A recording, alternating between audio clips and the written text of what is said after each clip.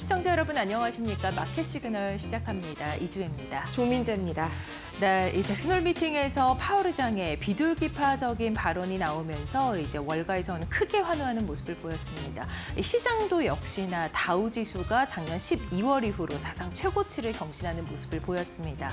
이번 주 우리가 이제 PCE 지표와 더불어서 엔비디아 실적 발표도 이제 공개가 되는 주기 때문에 빅 위크라고 보시면 되겠고요. 더욱더 실적이나 또 지표에 관심을 가지셔야 될 것 같습니다. 네, 지난주 금요일 시장이 9월 금리 인하 기대감을 90% 이상 크게 반영을 했습니다. 다만 지금은 그게 다시 한번 원위치가 된 상황인데요. 과연 주말 사이에 어떤 일이 있었는지 그리고 가장 그 전에 이 금요일 지수부터 가장 먼저 확인을 하시죠. 지난 금요일 3대 지수 마감 상황입니다. 예상 외에 상당히 좀 비둘기파적인 발언이 나왔다라고 지난 금요일에는 평가가 그렇게 나왔습니다. 이 파월 의장의 깜짝 9월 금리 인하 예고에 3대 지수가 일제히 날아올랐습니다. 다우지수는 1.89% 올랐는데요. 이 8개월 만에 사상 최고치를 경신을 했고요. 이어서 나스닥 지수 역시 나흘 만에 상승 전환했는데 1.8%가량 3대 지수가 골고루 약 2%가량 오르는 그런 흐름들이 나타났습니다. 또 S&P 500 역시 1.52% 6거래일 만에 반등에 성공하면서 사상 최고치에 근접하는 흐름들이 나왔고요. 이 3대 지수 외에도 소형주 중심의 이 러셀 2000 지수가요. 무려 4% 이상이나 급등하면서 굉장히 강한 상승 흐름 보였습니다. 전반적으로 매기가 크게 돌았는데 우선 이날 시장을 움직인 가장 큰 이슈 파월 의장의 잭슨홀에서의 발언이었죠. 우리 시각으로 23일 토요일 이 밤 11시경에 나왔는데 우선 영상 먼저 만나보고 가시죠. This year, the economy has faced new challenges. Significantly higher tariffs across our trading partners are remaking the global trading system. Tighter immigration policy has led to an abrupt slowdown in labor force growth. Over the longer run, changes in tax, spending, and regulatory policies may also have important implications for economic growth and productivity. There is significant uncertainty about where all of these policies will eventually settle and what their lasting effects on the economy will be. Changes in trade and immigration policies are affecting both demand and supply. In this environment, distinguishing cyclical developments from trend or structural developments is difficult. So, putting the pieces together, what are the implications for monetary policy? In the near term, risks to inflation are tilted to the upside and risks to employment to the downside, a challenging situation. When our goals are in tension like this, our framework calls for us to balance both sides of our dual mandate.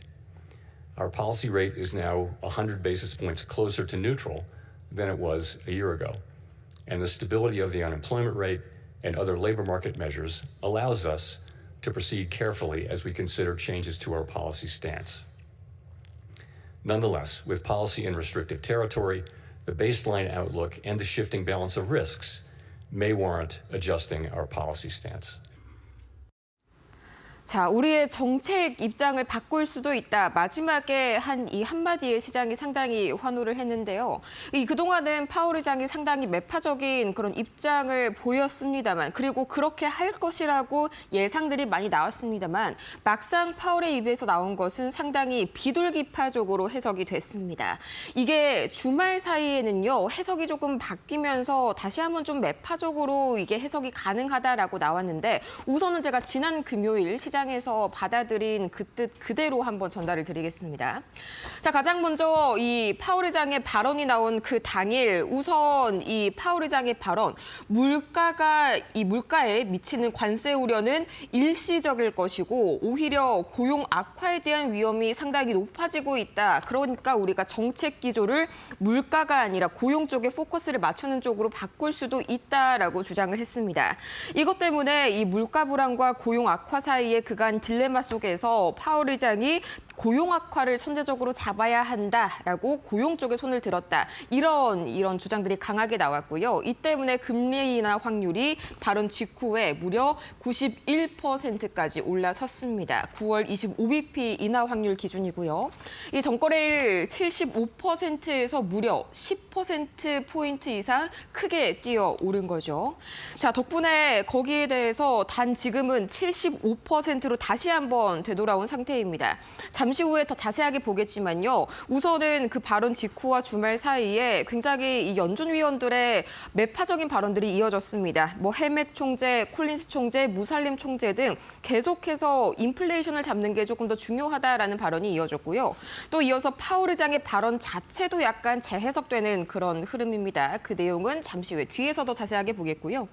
또 이어서 테슬라가 6.2%, 또 아마존과 구글이 3%대 오르는 등 빅테크주들이 급등했는데 비트코인의 경우에는 11만 7천 달러 선을 돌파하는 그런 흐름까지 나타났습니다.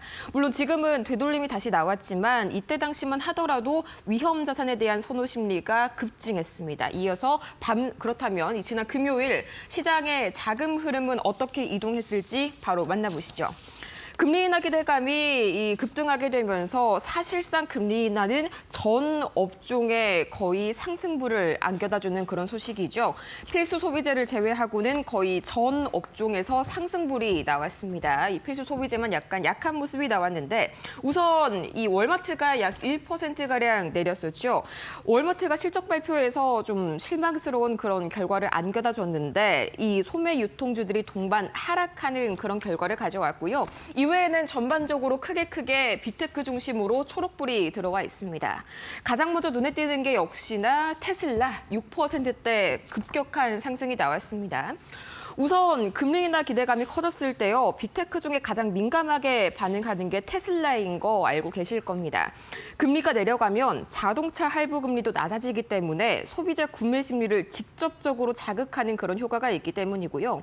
또 추가적으로 중국 판매를 되살리기 위해서 이 딥시크와 AI 어시스턴트를 도입하는 데에서 협력하고 있다는 소식까지 긍정적으로 해석이 됐습니다.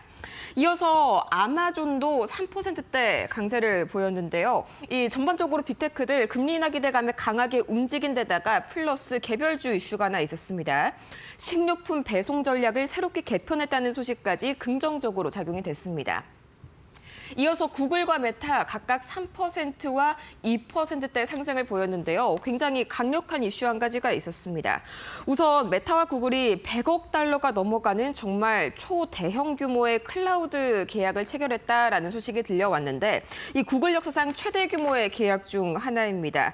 구글이 앞으로 이 6년간 클라우드 사용료를 받는다라는 그런 내용이라는 점 참고를 해보시면 좋을 것 같고요. 이어서 엔비디아가 상당히 또 좋은 흐름 보였습니다. 엔비디아 1.72% 올라가는데 사실 장전에는요 좀 악재 하나가 나왔습니다. 이 중국 수출용 H20 칩의 생산을 중단하게 됐다는 그런 보도가 나왔는데 이 때문에 개장 전 1%대 하락했지만 이 우리 시각으로 밤 11시죠. 파월 의장의 비둘기파적인 발언에 다시 한번 시장이 오르면서 엔비디아 반등에 성공했습니다. 이어서 애플도 1.27% 올랐습니다. 이 실의를 강화하는데 구글 제미나이를 활용하는 방안을 검토 중이다라는 소식이 들려왔는데 이게 또 구글 쪽의 호재로 똑같이 작용을 하게 됩니다. 최근에 AI 경쟁에서 구글이 좀 승기를 잡아가는 모습들이 관측이 되고 있습니다. 이어서 인투이트가 그나마 좀 5%대 하락불을 유일하게 켰는데 재무 소프트웨어 기업입니다. 실망스러운 가이던스 때문에 혼자 빨간불을 좀 강하게 켜냈습니다. 그 이외에도 양자 컴퓨터, 우주항공, 또 가상자산, 원자력 전반적으로 이런 소형 테마주 섹터 역시 다 강한 흐름을 보였는데요. 그럼 오늘은 월요일이죠. 지난 한 주간의 흐름은 어땠는지 바로 보도록 하겠습니다. 자, 지난 한 주간의 3대 지수 흐름입니다. 자, 지난주 미증시는 순환매가 상당히 강했는데요. 우선은 전주와 마찬가지로 다우지수가 제일 강했습니다. 1.6%대 이 한 주간의 상승 흐름을 보였고요. 나스닥은 우선 금요일 금리 인하 기대감 상승에도 주간 하락폭을 회복하지 못했습니다. 이 잭슨홀을 앞둔 경계감과 더불어서 주 중반에 크게 꺾이는 모습이 나오고 있는데요. 기억나시죠? 이 샘 올트먼 오픈AI CEO가 촉발했던 AI 거품론에 대한 그런 시각들이 굉장히 나스닥, 특히나 반도체주를 강하게 내리눌렀습니다. S&P 500 역시 목요일까지 5거래일 연속 하락하는 흐름이 나오다가요. 금요일 상승 반전에 성공했습니다. 반대로 다우지수의 경우에는 오히려 AI 거품론에 대한 그런 불안감이 나오게 되면서 주 중반에도 굉장히 견조한 흐름이 나왔는데 이 우량주 그리고 이어서 방어주들의 매력이 상당히 부각됐기 때문입니다. 그건 그 밑에 있는 섹터 흐름을 보셔도 바로 아실 수가 있을 텐데요. S&P 500 기준 주간 섹터 등락률입니다. 우선 가장 먼저 부동산이 상당히 많이 올랐습니다. 거의 2.7% 주간 상승률을 기록했는데 금리 인하 기대감에 금요일에 상당히 큰 폭의 상승을 보였습니다. 이게 금리 인하로 인해서 모기지 금리, 그러니까 주택담보대출 금리가 하락하면 시장이 활성화되기 때문에 당연한 그런 수순으로 보면 되겠습니다. 이어서 에너지는 우량주로서의 매력이 부각됐고요. 또 의료 서비스 역시 방어주로서의 매력이 주중에 상당히 많이 부각이 됐습니다. 반면에 주 중간에 이제 AI 거품론이 있었다는 사실은 기술 서비스 그리고 이제 구글과 메타가 직격탄을 맞았었던 통신업종 서비스의 약세로 좀 확인을 해볼 수가 있겠습니다. 지금까지 뉴욕 증시 마감 상황이었습니다. 네, 그렇다면 어떤 종목들이 특징적이었는지 특징주 통해서 함께 살펴보도록 하겠습니다. 자, 먼저 주요 기술주부터 함께 보시죠. 자, 일단 반도체주가 금리 인하 기대감이 나오면서 일제히 강세를 보였습니다. 지금 주말 사이에는 약간의 매파적인 발언도 나왔다라는 일부 보도가 있지만 사실상 이제 잭슨홀 미팅에서 제롬 파월 연준 의장의 발언은 상당히 비둘기파적인 발언인 것이 확실했습니다.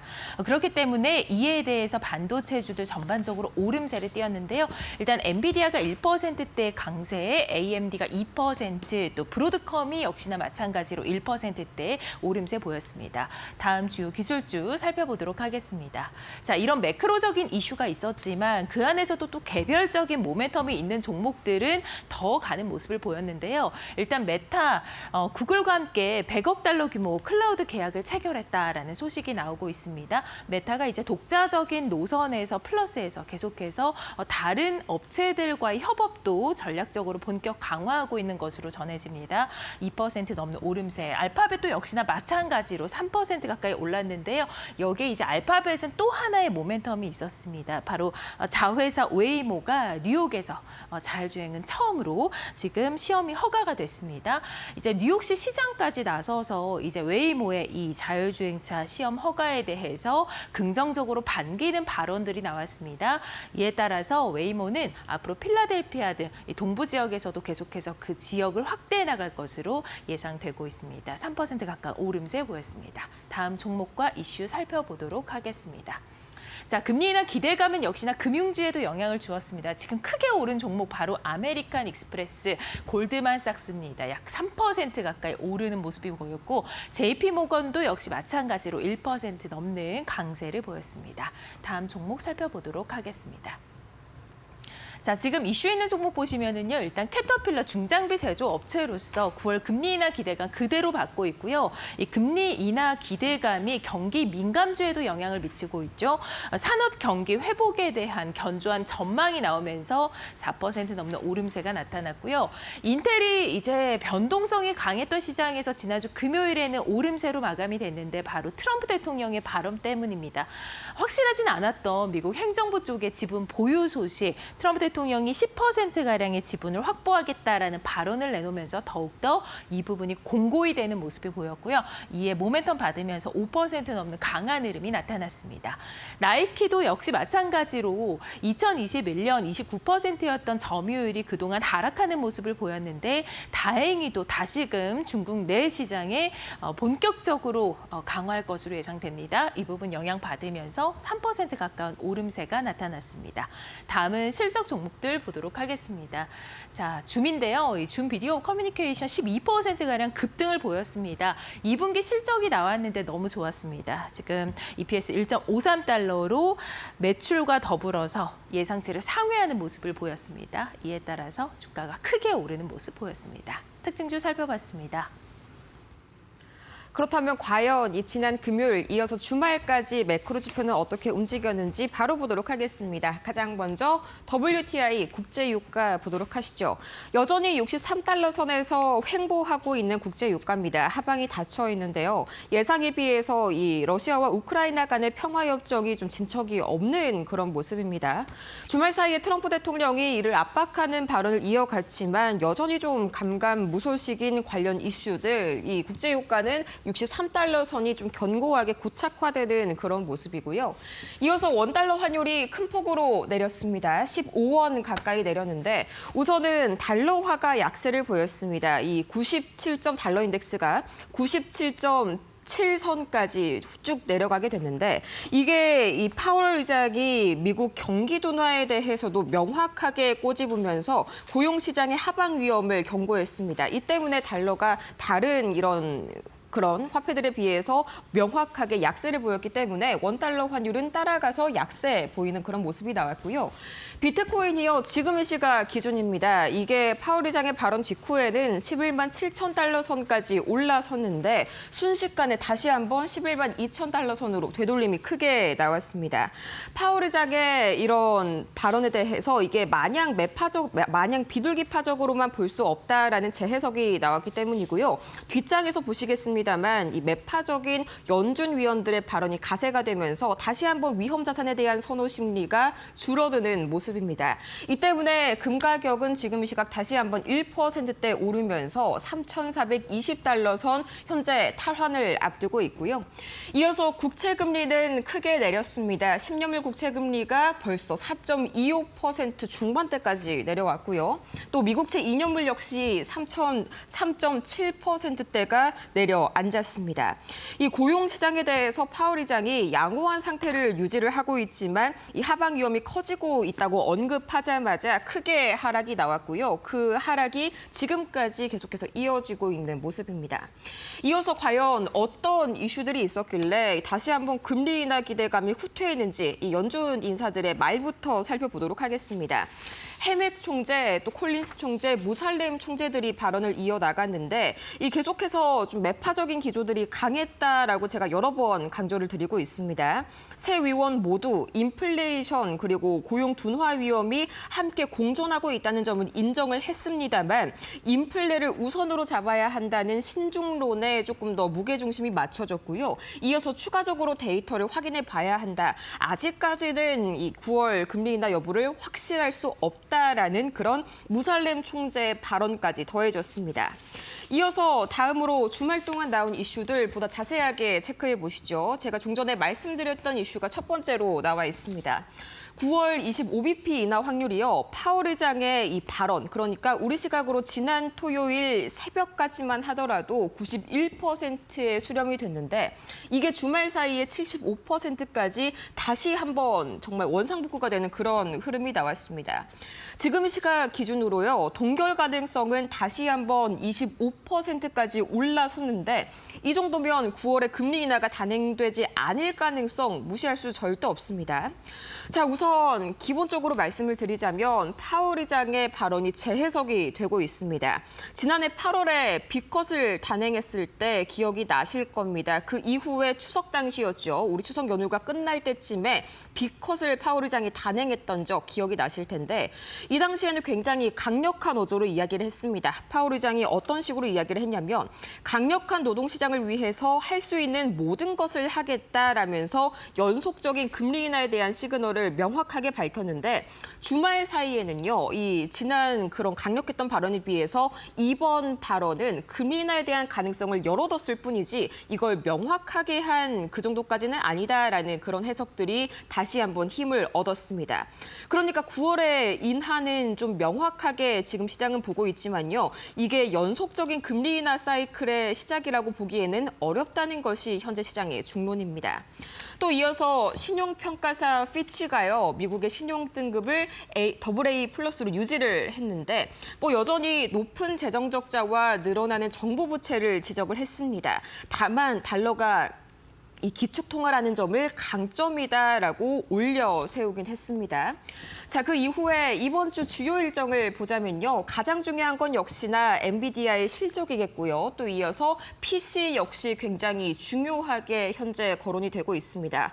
파월 의장의 발언이 마냥 이 비둘기파적인 발언이 아니다. 추가적인 데이터를 봐야 한다라고 한 만큼 특히나 PC 쪽에 한번 무게를 잡아보셔야겠고요. 우선 8월 25일 월요일 오늘 이제 한미 정상회담 주요 의제로 올라와 있죠. 지난주 금요일부터 관련주들이 우리 시장에서 꾸준히 좋은 반응 보여줬습니다만 특히나 이 조선과 알래스카, LNG 또 반도체와 원전 쪽 집중해서 보셔야겠습니다. 그 이외에 중국 특사단이 이제 중국을 방문한다는 소식까지 이제 오늘부터 27일까지 일정이 예정이 되어 있습니다.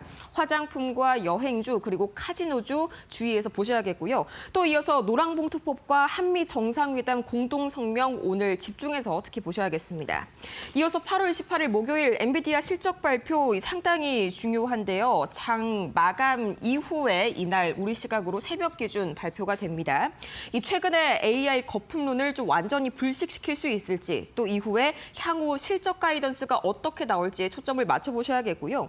또 이어서 8월 29일 미국의 이 7월 PC 가격 지수 다시 한번 말씀을 드리자면요. 이 파월 의장은 금리 인하를 확정지은 게 아니라 가능성을 열어둔 상태입니다. 따라서 물가가 더 뜨거워진다면 이 9월 인하를 장담할 수 없습니다. 그렇기 때문에 이 상당히 물가 지표 이어서 소비 지표까지 체크를 해보셔야겠습니다. 지금까지 뉴욕 증시 마감 상황 봤습니다. 네, 전화 연결 통해서 조금 더 자세하게 들여다보도록 하겠습니다. 오늘은 곽영훈 주식투자연구소 대표와 함께합니다. 안녕하십니까? 네, 안녕하십니까? 네, 이 시장이 굉장히 흐름이 좋았습니다. 그 이유는 바로 이제 모두가 알고 있듯 바로 파월 의장의 기대했던 비둘기파적인 신호 때문이 아닐까 싶은데요. 이러한 이슈와 더불어서 또 주목해야 되는 이슈들 점검을 해주시죠. 네, 그렇습니다. 미 증시는 파월 연준 의장의 발언 이후 뚜렷한 반등을 보였습니다. 이 파월 의장은 인플레이션 억제 기조를 강화하는 매파적 톤을 유지했지만 동시에 고용 둔화 가능성을 언급하며 9월 금리 인하 가능성을 시사했습니다. 시장은 긴축보다 금리 인하 신호에 초점을 맞추면서 기술주 중심으로 매수세가 유입됐습니다. 따라서 단기 금리 인하 기대감이 기술주, 성장주의 반등 모멘텀이 될 수 있지만 장기적으로는 물가 안정 기조가 정책 리스크로 작용할 수 있는 만큼 성장주와 방어주를 균형 있게 가져가야 한다라고 말씀드리겠습니다. 또한 옵션 시장과 CTA 펀드의 숏커버링 그리고 기관 매수 전환이 겹치면서 지수가 급등했습니다. 이는 수급적 요인의 영향이 크다는 의미인데요. 단기 랠리보다는 현물과 ETF 중심의 분할 매수 전략이 바람직합니다. 국채금리는 단기물 위주로 크게 급락했고 달러는 약세로 전환하면서 유로, 엔, 위안화 등 주요 통화가 강세를 보였습니다. 이는 신흥국가 원자재 시장에 긍정적으로 작용할 수 있습니다. 따라서 한국을 포함한 아시아 증시에는 외국인 수급 개선 여지가 있고 반도체, 자동차 같은 수출주가 수혜를 볼 가능성이 높습니다. 원자재 시장에서는 금은구리가 상승한 반면에 유가는 보합에 머물렀습니다. 금과 원자재 ETF, 비철금속 관련 기업들을 포트 다변화 수단으로 담는 전략이 유효하고 유가는 단기 트레이딩 관점 접근이 필요합니다.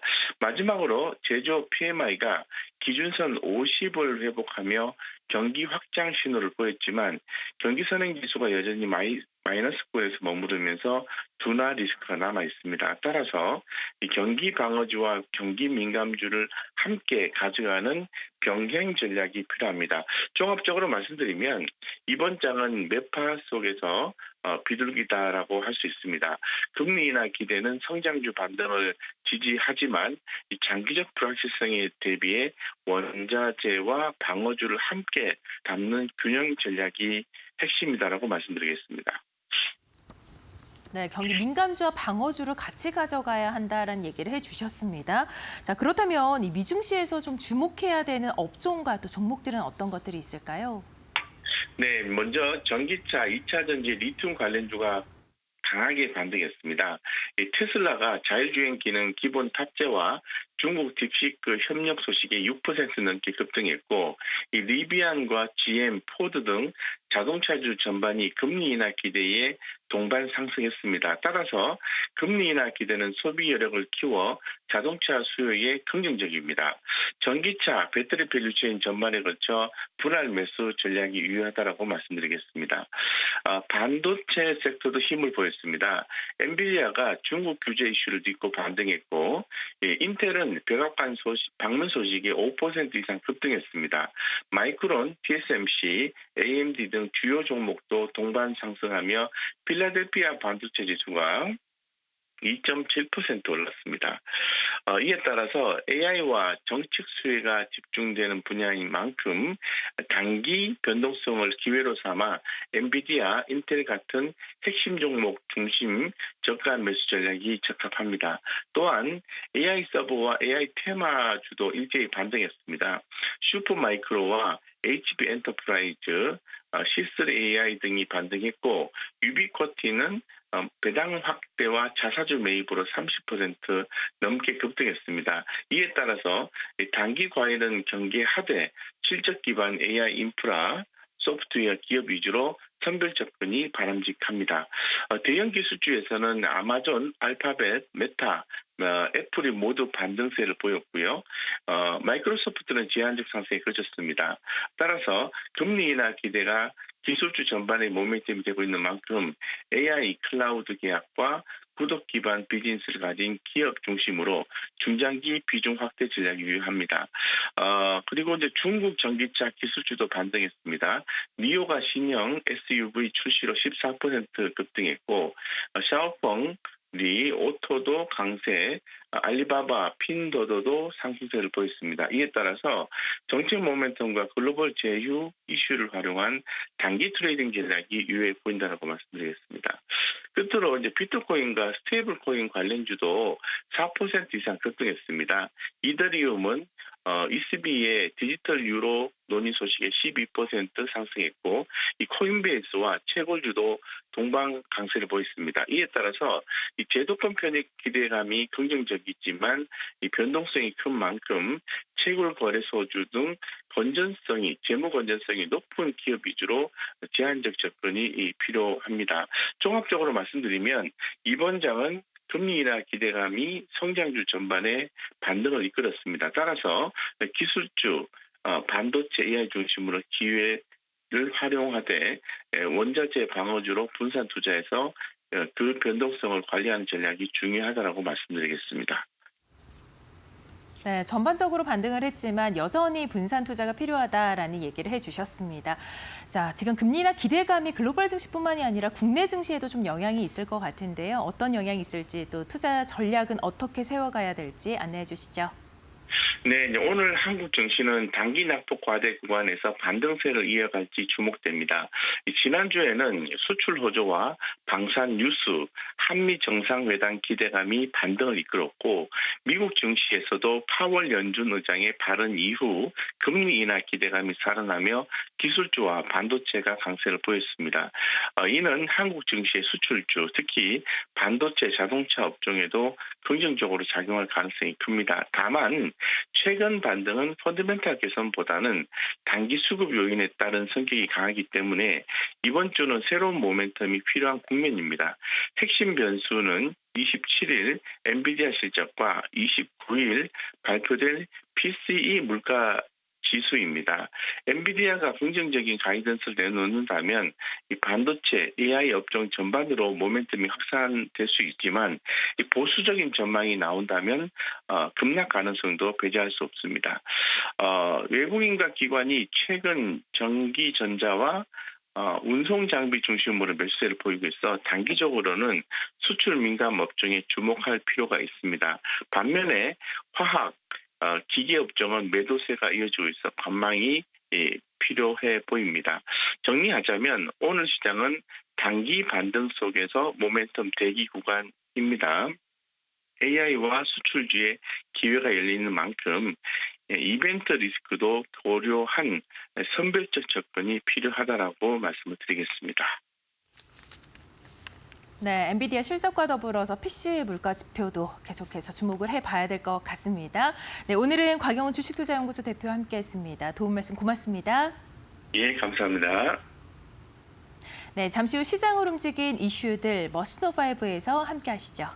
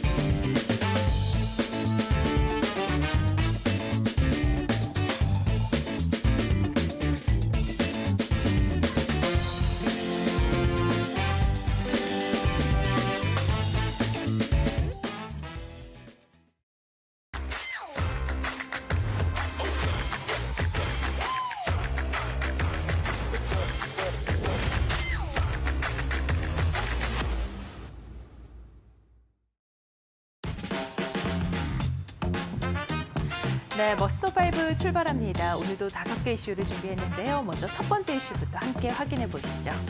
자, 지난주 금요일 이 파월 의장의 발언이 다소 비둘기파적으로 나오면서 시장이 환호하는 모습을 보였습니다. 자, 지금 파월 의장은 금리 인하 가능성을 내비치면서 그간 고수해온 이 통화 긴축, 즉 매파적 기조를 재확인할 수 있다는 시장의 우려를 깨고 9월 금리 인하 가능성을 연 것인데요. 이에 외신은 금리 인하를 재개한다는 강력한 신호로 평가하고 있습니다. 20일 이 미국 와이오밍주 잭슨홀에서 열린 잭슨홀 기조연설에서 파월 의장은 통화 정책이 긴축적인 수준에 있지만 기존 전망과 위험 균형의 변화는 우리의 정책 기조를 조정할 필요성을 정당화할 수 있다고 밝혔습니다. 또한 시장 상황에 대해서 노동시장은 최대 고용에 근접해 있고 인플레이션은 여전히 다소 높지만 팬데믹 이후 크게 하락했다면서 위험의 균형이 변화하고 있다고 진단했습니다. 연준은 그동안 인플레이션 위험이 더 높아서 물가 안정에 초점을 맞췄지만 이제는 고용둔화 우려가 커져 여건이 달라지고 있다는 것을 내비쳤는데요. 파월 의장은 고용 상황에 대해 실업률이 아직 일정하게 유지가 되고 있으나 이는 노동력 감소와 일자리 감소가 동시에 이루어지면서 나타난 착시 현상일 수 있다고 평가했습니다. 또한 노동 공급이 수요에 맞춰 둔화되면서 실업률을 일정하게 유지하기 위해 필요한 브레이크 이븐 지표, 이른바 균형점이 크게 낮아졌다라며 실제 올해의 노동력 증가세는 이민의 급격한 감소와 최근 몇 달간 경제활동 참가율이 하락하면서 뚜렷이 둔화됐다고 말했습니다. 파월 의장은 인플레이션 전망에 대해서는 관세 정책으로 인한 물가 상승이 명백히 드러났다면서 관건은 지속적인 인플레이션 위험성을 실질적으로 높일지 여부라고 강조했습니다. 파이낸셜 타임즈는 이날 이 파월 의장의 정책 조정 발언에 대해서 비둘기파에 속하는 언급이라고 이야기를 했고요. 그가 9월 0.25%포인트 금리 인하를 지지할 수 있다는 것을 시사한다고 해석했습니다. 뉴욕타임즈도 금리 인하를 재개한다는 가장 강력한 신호라며 명시적으로 지지하지는 않았지만 경제 악화 가능성을 강조하면서 다음 달 금리 인하 가능성이 분명히 드러났다고 평가했습니다. 연준은 지난달 30일 FOMC에서 기준금리를 4.25%에서 4.50%로 동결했고요. 지난해 12월 결정 이후로 5번 연속 동결하며 도널드 트럼프 대통령 출범 이후로 한 번도 인하하지 않았습니다. 이같이 트럼프 대통령의 거듭된 압박에도 관세 정책 등 물가 상승 우려가 큰 만큼 통화 정책은 신중히 결정한다는 입장이었는데요. 파월 의장의 이번 연설은 이 같은 기조에 변화가 있을 것을 예고한 것으로 해석되고 있습니다. 네, 이어서 엔비디아가 이제 27일에 실적을 발표할 예정입니다. 많은 사람들의 관심이 주목되고 있는 가운데 이제 분석이 나오고 있는데요. 목표 주가를 대거 상향하는 이 증권사들의 해석들이 나오고 있습니다. 엔비디아 AI 대장주로서 실적 발표를 앞두고 있는 상황입니다. 오는 27일에 지난 5월에서 7월 사이 3개월치 실적을 발표하는데요.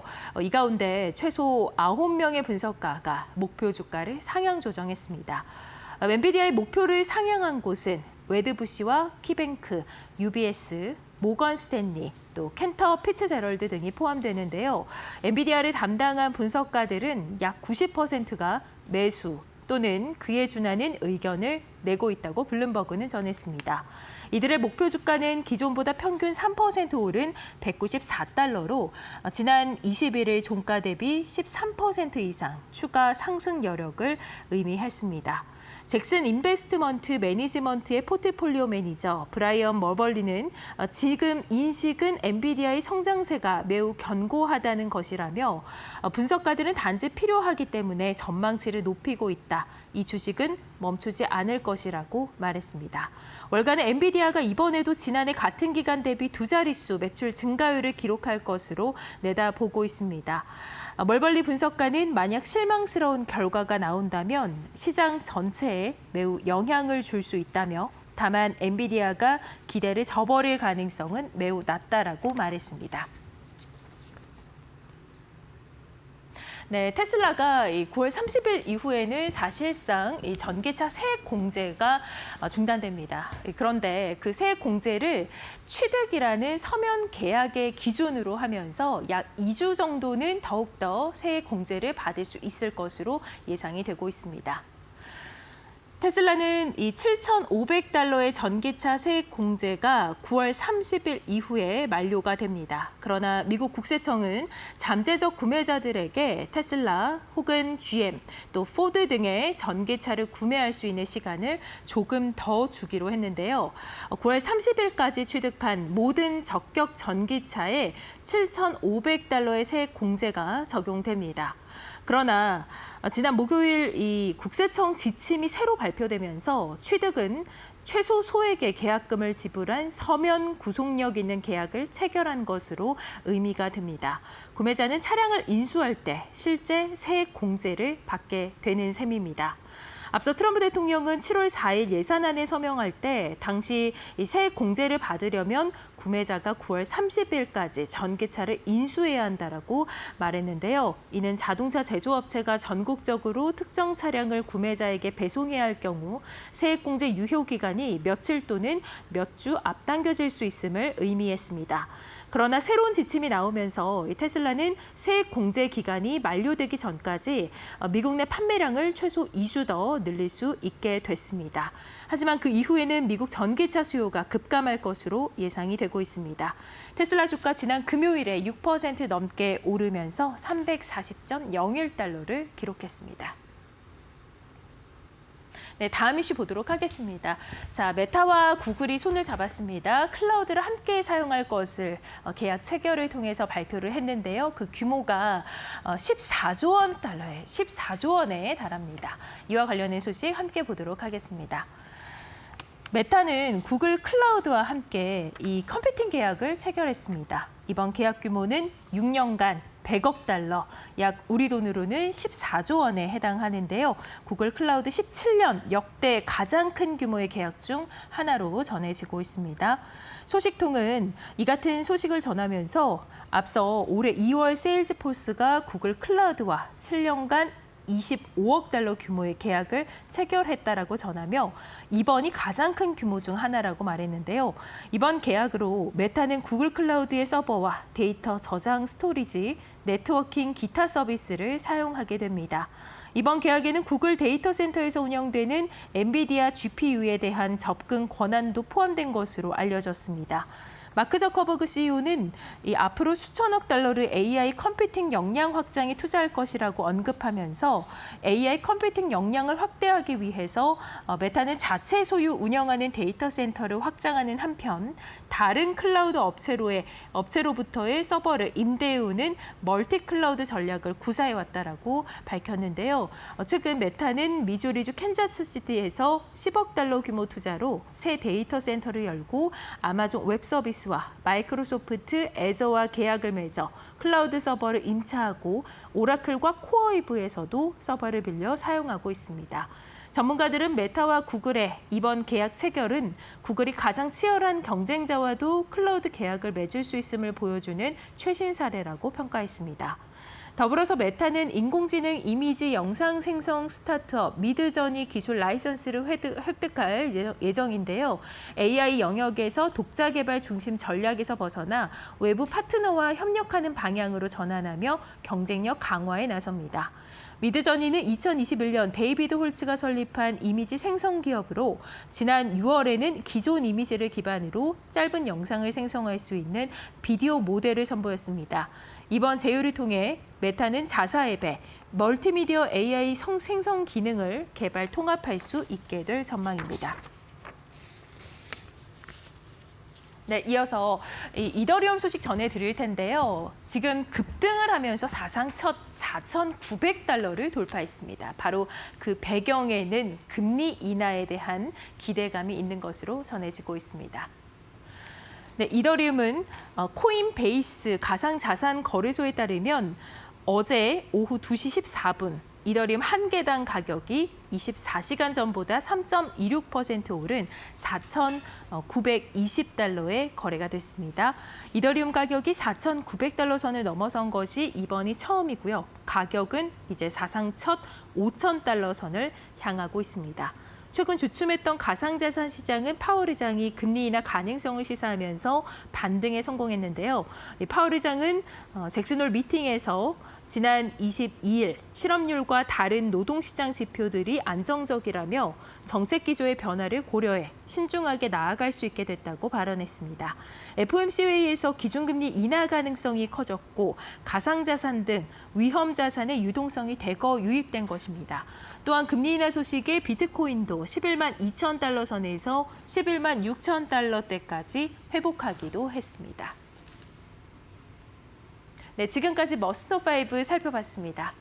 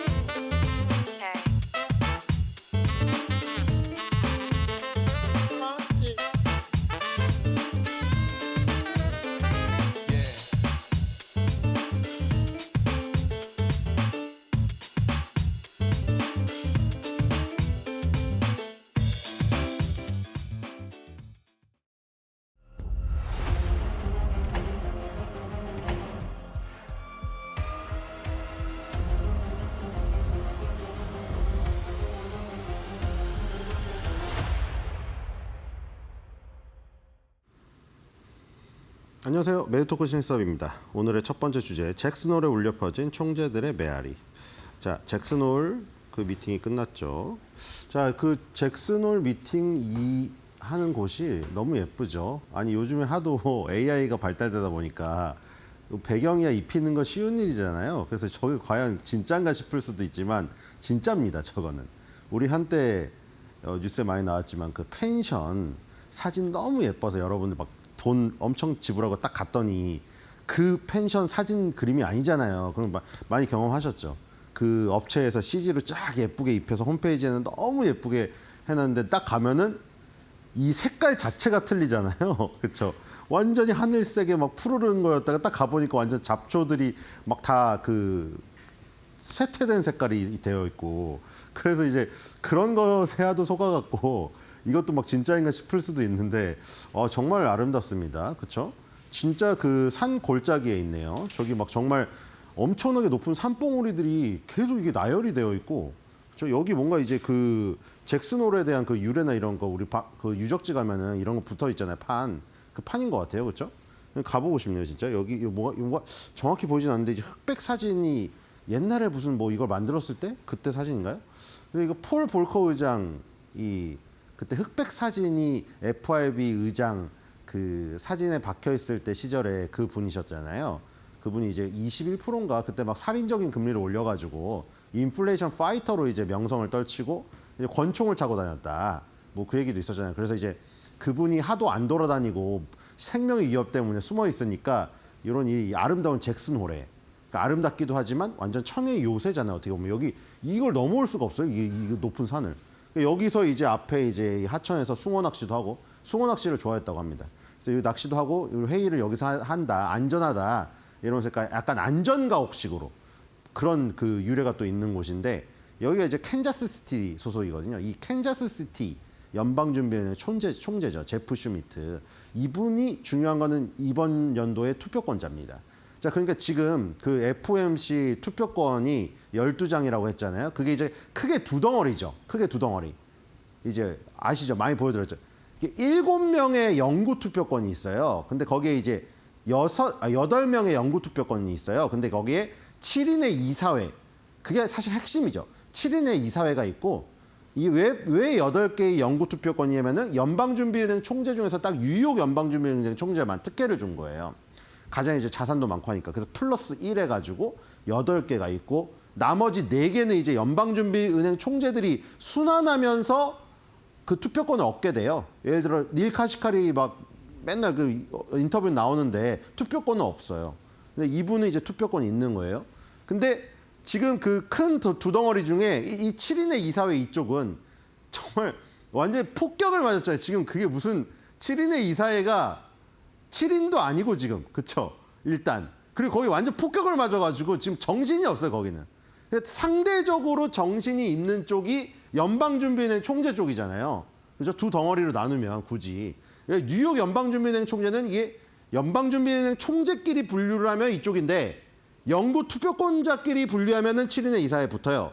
그러니까 그게 뉴욕 연방준비은행 총재는 딱 그 약간 특혜가 있는 것이고, 그러니까 7인의 이사회 7명에다가 딱 주목을 하면은 7명은 지금 완전 폭격 맞은 상태고, 그렇죠? 이 지금 연방준비은행 총재들은 뭔가 좀 발언에서 그래도 자유스러운 지금 분위기가 아닌가. 근데 좀 우려스러운 게 이제 7인의 이사회를 손을 보게 된 다음에는 트럼프가 이거 연방준비은행 총재 중에서 나한테 약간 반대되는 발언을 한 사람들 이거 또 손대지 않으니까 너무 두렵습니다. 솔직히 두렵긴 한데요. 자, 어쨌든 간에 이 아름다운 잭슨홀에서 이제 기자가 찾아가서 막 지금 현재 총재들, 그리고 예전에 총재를 하셨던 분들, 막 10년 전에, 그러니까 10년 전인데 왜 저기냐면 이사회 임기도 길지만 연방준비은행 총재도 한 번 맡으면 길게 가거든요, 웬만큼. 그래서 이제 10년 이상 이쪽에서 일을 했던 분들, 이제 여러분들이 참여를 했기 때문에 다 의견을 구합니다. 의견을 돌아보는데 일단 제프 슈미트가 여기 캔자스시티 소속이기 때문에 먼저 나왔죠. 자, 그래서 이제 이중적 임무. 자, 이거는 사실 그 연방준비은행 총재라던가 이사회 멤버, FOMC 참여하는 사람이라면은 다들 이 이중 임무에 대한, 우리도 뭐 그거 하지 않습니까? 항상 뭐 그 국기에 대한 맹세를 하면서 그 한국의 국민으로서의 어떤 자세를, 그렇죠? 되새겨보고, 여기 이제 이중 임무가 항상 있죠. 이걸 잊지 않습니다. 이거 법에 명시되어 있기 때문에, 안 그러면 이게 FRB가 존재할 의미가 없어요. FRS 시스템이. 그래서 이제 물가 안정과 최대 고용이라는 이중 임무를 갖고 있다. 이거는 파월도 매번 되풀이하는 얘기고, 연준 의원들이 하는 일이 뭡니까? 결국 저 이중 임무를 수행하기 위해서 뭐 금리 결정이라는 그 도구를 쓰는 것이죠. 그래서 이제 급여에 대한 얘기가 나온단 말이죠. 근데 이게 그 노동부의 이 수치가 말이죠. 그러니까 트럼프가 너무 흔들어 놔가지고 도대체 이건 또 어떻게 해야 되는가. 지금 연준 의원들이 저 이중 의무를 다하기 위해서 여러 가지 자료를 보잖아요. 그동안 뭐 우리가 뭐 공식적으로 나온 거는 이제 개인 소비 지출 2%가 물가 그 안정의 목표라고 이 지금 이 연준이 공식적으로 발표를 했잖아요. 그래서 물가 안정은 개인 소비 지출 2%로 가야 되는 것이고, 그다음에 최대 고용 같은 경우는 뭐 여러 가지 자료를 참조하겠지만 사실 가장 중요한 거는 미국 노동부에서 발표되는 일자리 숫자인데 그걸 흔들어 버렸잖아요. 지금 트럼프가 이거 엉망진창이고 가짜다. 통계를 다 싹 다 바꿔야 된다. 그리고 통계를 새롭게 그 수치를 만지작거려야 돼야 되는 분이 지명당한 분도 나와가지고 이제 분기별로 발표해야 된다고 이래버리고. 그러면은 제가 보기에 그 연준 의원들은 하는 게 정말 파월 얘기대로 수치를 하나하나 점검해가지고 그거를 금리 결정에 참고하는 건데 도대체 뭐를 참고하라는 건지 이제는. 그러니까 이제는 앞으로 그런 거겠죠? 트럼프가 자신의 입맛에 맞는 사람을 임명해서 거기에 맞는 마사지한 자료를 보고 너네 해라. 그러니까 이거는 어떻게 보면 이제 빼도 박도 못하게 하는 거예요. 그러니까 하도 이제 파월이 뭐 사임을 안 하고 우리는 이중 임무라는 이 법에 명시된 임무를 위해서 그냥 수치만 하나하나 정확히 그 들여다보는 것이고 나는 정치적인 거 전혀 관계없고 3명, 4명의 대통령이 바뀔 때도 난 똑같이 행동했다. 이렇게 얘기해버리니까 아예 자료를 그래 파월 연준 의원 좋아. 너네 자료만 검토하고 기계적으로 한다 이거지. 그 자료를 내가 조작해버릴게. 지금 이런 상황인 것 같아요. 그러니까 이러면 할 말이 없죠. 이중 의무를 다하기 위해서 보는 게 그 수치들인데 정부에서 발표되는 그 수치를 다 조작된 걸 줘버리면 그렇다고 해서 이거 조작됐는데 안 보겠습니다 할 수가 없는 게 그거 말고 볼 게 없어요. 이분들이 특별한 걸 보는 게 아니라 우리 그 미국 그 주식방송 시간에 나오는 짚어주는 앵커님들이 짚어주는 그 자료들 있잖아요. 똑같이 봐요. 그 투표권이 그분한테만 있는 거지 전 세계인들이 똑같은 걸 본다고요. 근데 그 똑같은 거를 보는데 그거를 다 조작한 걸 줘버리면 이제 어쩔 수가 없죠. 그 나라에서 나온 거니까 그걸 분석하면은 기계적으로 한다고 했으니까 그대로 그냥 그거에 대해서 금리 결정을 할 수밖에 없는 참 지금 그렇죠. 이런 초유의 상황이 지금 발생되고 있습니다. 그러니까 지금 가격은 안정적이고 고용은 안전하죠라고 하잖아요. 그러니까 지금 고용 지표를 만약에 노동부에서 분기별로 발표를 하던 아니면 월별로 발표하는데 통계를 만지작거려서 그거 뭐 이유는 지금 뭐 멋있어요. AI 시대여서 일자리가 뭐 뒤흔들리고 그다음에 불법 이민자를 다 저기 몰아내가지고 이제 저소득 일자리들이 지금 남아돌고 뭐 이런 상황이 통계학적으로 고쳐야 된다. 근데 이제 결국에 입맛에 맞게 고친다는 거 아니에요. 그럼 이제 고용 지표는 맨날 완전하게 나오는 거 아닙니까? 고용 지표는 완전하게 맨날 나오겠죠. 아니 불완전한 때가 없을 거예요. 맨날 좋게 나오겠죠. 트럼프가 원하는 대로. 가격은 인플레이션은 다 0으로 나오겠죠. 인플레이션이 전혀 없다니까. 물가를 다 만져가지고 그럼 이 연준이 할 일이 없어져. 그렇죠. 가격은 안정적이고 고용은 안전하다. 이거를 하기 위해서 하는 건데 이미 완전적인 상태로 자료가 전달될 가능성이 있다. 자, 어쨌든 이분은 제프 슈미트는 약간 신중론자예요. 지금 보면 가격은 안정적이고 고용은 완전하다. 그리고 완전 고용이 왜 완전 고용이냐? 실업률이 약 4.2%인데 이 정도면은 거의 완전 고용 상태에 있는 거다. 이 지금 실업자들은 이제 뭐 일자리를 구할 마음이 없거나 일자리를 구하려고 해도 뭐 맞지 않는 그 사람들이고 대부분의 사람들은 지금 맞는 일자리를 찾고 있다. 뭐 이겁니다. 그리고 이제 뭐 연준은행 총재로서 이제 그 관할하는 지역들의 기업의 얘기도 들어보고 뭐 그 금융위들의 이 얘기도 들어보고 다 참조할 거 아닙니까? 자기가 기업에서 들은 바에 따르면 지금 불확실성 때문에 잠깐 일자리를 구하는 걸 멈춘 거지. 뭐 불확실성이 조금 해소되면은 더 할 수도 있다. 뭐 이렇게 들었다고 합니다. 그러니까 그냥 뭐 아주 나쁜 것도 아니고 기업이 그냥 잠깐 이 우려감 때문에 멈춘 거다. 뭐 이렇게 들었다고 합니다. 그리고 이제 올해의 마지막 몇 분기에 대해서는 낙관론이 있고 사람들이 이 지금 불확실성 때문에 재고를 미리 확보하는 뭐 우리 애플에서도 나왔죠. 애플의 실적이 좋은 거를 일부 지적하는 경우는 그거였잖아요. 아이폰 가격이 급등할까 봐 미리 아이폰을 재고를 쓸어 담는 것 때문에 실적이 잠깐 좋았을 거다. 뭐 애플의 이제 향후 실적을 보면 알겠죠.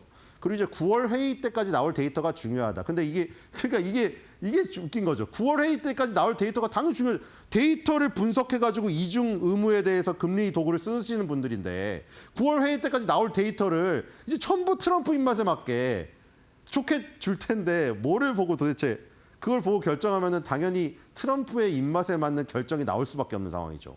어쨌든 인플레이션 데이터와 노동 데이터를 고려하고 평가하다. 이거죠 결국. 인플레이션 데이터랑 노동 데이터 요 두 개를 갖고 면밀히 분석하여서 최대 고용과 물가 안정.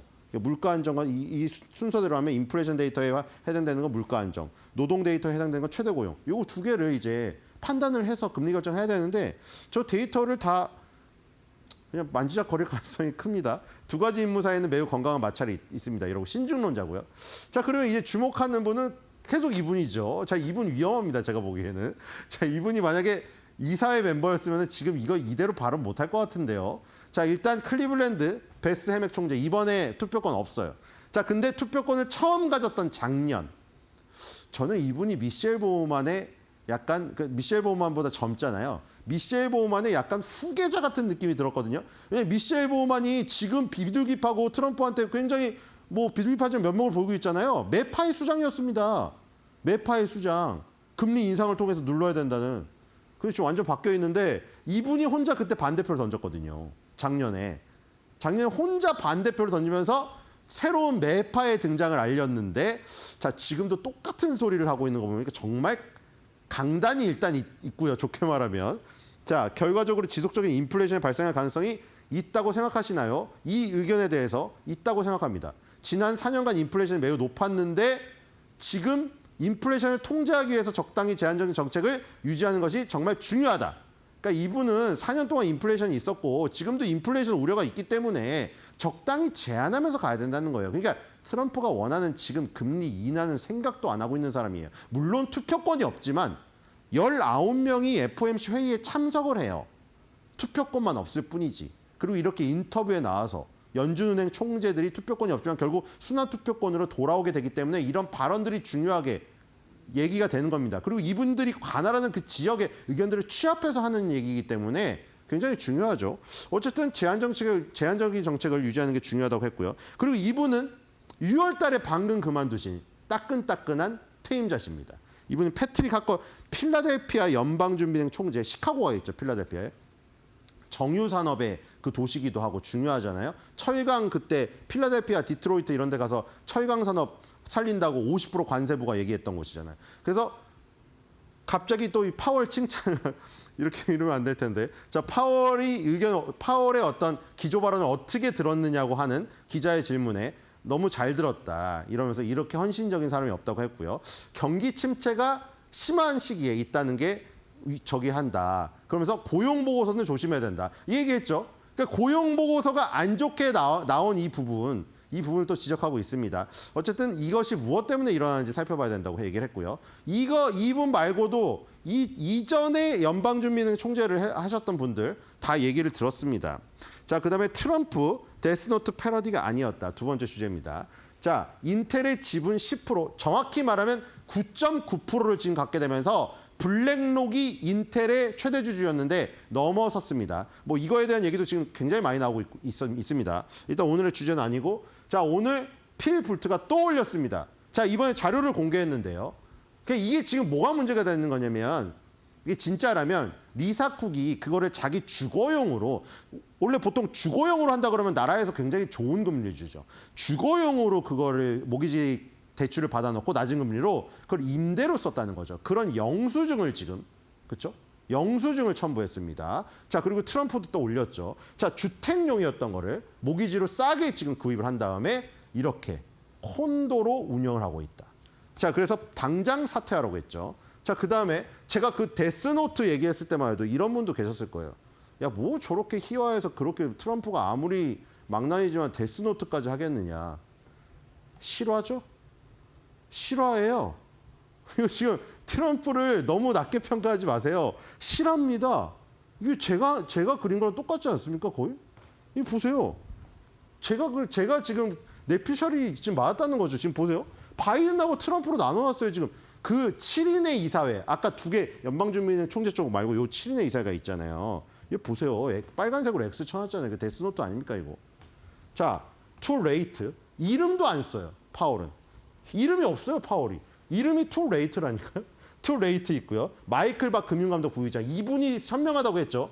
일찌감치 자리 내려놓고 그냥 뒤로 조용히 있잖아요, 지금. 자, 제퍼슨. 이렇게 3명이 바이든 민주당 쪽이에요. 물론 이 파월은 공화당이 임명했지만 적이란 얘기죠. 민주당 편이란 얘기고. 여기 트럼프 편입니다. 보우먼 이사, 윌러 지사 2명이 반대표 던졌죠. 그다음에 미런 이번에 새로 임명했죠.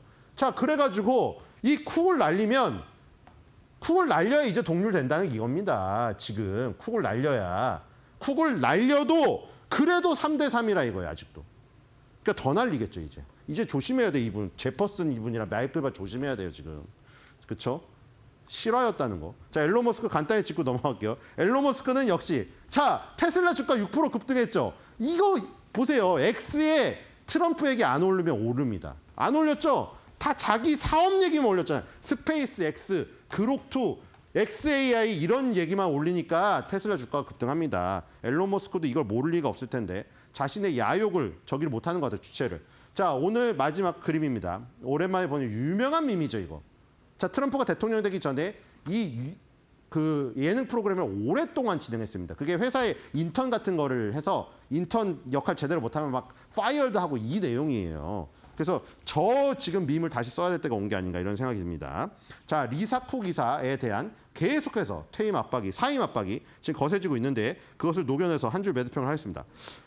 트럼프 왈, 당신 쿡은 엉망진창이야. You are fired.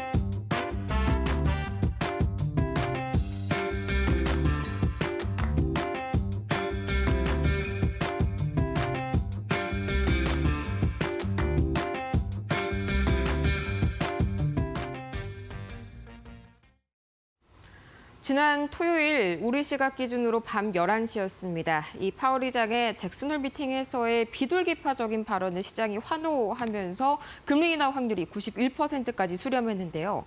주말 사이에 단 하루 만에 이 9월 25bp 인하 확률이 91%에서 75%까지 굴러떨어지면서 원위치가 됐습니다. 과연 어떤 이슈가 있었는지 시장의 해석이 왜 달라졌는지 저와 함께 차근차근 분석해 보시죠. 우선 가장 먼저 시장에서 바라보는 미국의 9월 기준금리 인하 확률, 그러니까 25bp를 내릴 확률 변화 상태를 보도록 하겠습니다. 우선 파월 의장의 연설 전 73% 정도 수준까지 떨어졌습니다. 계속해서 이 연준 위원들이 관련해서 인플레를 잡는 것이 우선이다라는 발언이 이어졌었죠. 지난주에요. 이 때문에 그 지난주에 90%대까지 상회했었던 그런 금리 인하 확률이 73%까지 내려간 그런 상황이었는데요. 이때 당시만 하더라도 시장에서는 파월 의장이 상당히 매파적인 그런 입장을 밝힐 것이다라고 예상을 했습니다. 하지만 예상을 깨고 이 예상 대비해서 상당히 비둘기파적인 발언이 나오면서 이 발언 직후에 9월 금리 인하 확률이 91.5%까지 급격하게 상승했는데요. 하지만 단 하루 만에 지금 이 시각 기준으로도 이 9월 금리 인하 확률이 75%까지 갑자기 또 굴러 떨어지는 상황이 발생을 합니다. 자, 다음과 같은 이슈가 있었기 때문인데요. 가장 첫 번째로는 파월 의장의 발언에 대한 재해석이 있었습니다.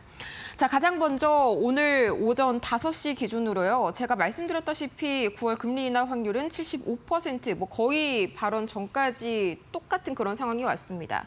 또 거기에 9월 금리 동결 확률도 25%로 다시 한번 이 동결 가능성이 좀 부각이 되고 있는데, 자, 가장 중요한 그런 해석의 차이는요. 우선 발언 금리 인하 기대감을 급등시켰던 방아쇠인 정책 기조 변화라는 표현에 대한 해석이 주말 사이에 바뀌었기 때문입니다. 우선 발언 당시만 하더라도요. 시장은 상당히 이 파월 의장이 매파적일 것이라고 예상을 했습니다. 그렇기 때문에 이런 정책 기조 변화라는 피벗, 그러니까 시장에다가 금리 인하를 암시하는 듯한 발언이 나오자마자 상당히 환호를 했습니다. 9월 금리 인하를 당연히 시사를 하는 발언인데다가 이 금리 인하 사이클, 그러니까 연속적인 금리 인하가 시작될 것이라는 신호탄이다라고 해석을 했는데요. 지금 이 시각, 그러니까 주말 사이에는요, 이게 상당히 좀 과한 해석이었다라는 것이 중론이 되어가고 있습니다. 현재로서는 9월 금리 인하 자체는 25bp 정도는 단행이 될 수 있지만 이게 연속적인 인하, 그러니까 금리 인하 사이클의 시작이라고 보기에는 어렵다라고 새로운 해석들이 힘을 얻고 있는데요. 그 이유가 무엇일지 다음 장에서 한번 만나보시죠. 자, 이렇게 새로운 해석이 등장하게 되고 그 해석이 힘을 받아가게 된 이유, 바로 지난해 비컷을 단행했을 당시의 발언과 비교를 해봤을 때 상당히 이번 발언은 약했기 때문입니다. 자, 가장 먼저 지난해 9월 18일이었죠. 현재 시각 기준으로요. 연준이 시장의 기대를 깨고 50bp 금리 인하를 한 번에 단행을 했습니다. 우리는 그때 당시에 추석이었기 때문에 이 추석 연휴에 뉴스 보시고 이게 무슨 일인가 싶었던 분들 분명히 지금 좀 기억이 나실 텐데요. 그 당시에 한 달 전에 마찬가지로 잭슨홀에서 파월 의장이 어떤 발언을 했냐면요. 통화 정책을 조정할 때가 왔다. 방향은 분명하다라면서 명확한 시그널을 보냈습니다. 또 이 강력한 노동시장을 위해서 할 수 있는 모든 것을 하겠다라고 밝혔고요. 이때 당시에 인플레는 분명히 잡혔다라고 선을 그었습니다. 자, 그런데 이번에는 어떤 식으로 발언을 했냐면요. 자, 정책이 제약적인 영역에 있는 상황에서 변화하는 위험의 균형은 정책 기조 조정을 정당화해 줄 수 있다. 이 상당히 딱 봤을 때 이게 무슨 말이야 싶으실 겁니다. 그만큼요, 파월 의장의 발언이 강도가 약했다는 겁니다. 금리 인하를 할 수 있는, 그러니까 금리 인하 사이클을 열 수 있는 가능성은 제시를 했지만 이걸 확실히 하겠다고 도장을 찍은 건 아니라는 말이죠. 자, 그리고 고용과 관세에 대한 표현도요, 해석이 좀 달라졌습니다. 우선 고용에 대해서는 이렇게 언급을 했습니다. 둔화 위험이 커지고 있다. 시작은요, 이 발언 직후에는 이 표현에, 이 초록색 표현에 상당히 주목을 했습니다. 자, 그런데 시간이 가면 갈수록 그 뒤에 있는 이런 부가적인 표현에 시장이 조금 더 주목을 하고 있는데요. 실업률이 특이한 균형 사이에서 낮게 유지가 되고 있다. 한마디로 실업률이 낮긴 하지만요, 유지는 되고 있다. 균형에 있는 그런 상황은 놓여져 있는 상황이다라고 볼 수가 있겠습니다. 균형이 무너졌었던 지난 비컷 당시의 상황과는 다른 그런 현재 상황을 의미를 하고 있습니다. 또 이어서 관세에 대해서도 이 시작이 발언 직후에는 관세가 지속적인 물가 상승을 유발할 가능성이 낮다라는 표현에 상당히 주목하면서 환호를 했는데요. 이제는요, 다음 표현에 더 시장이 주목을 하고 있습니다.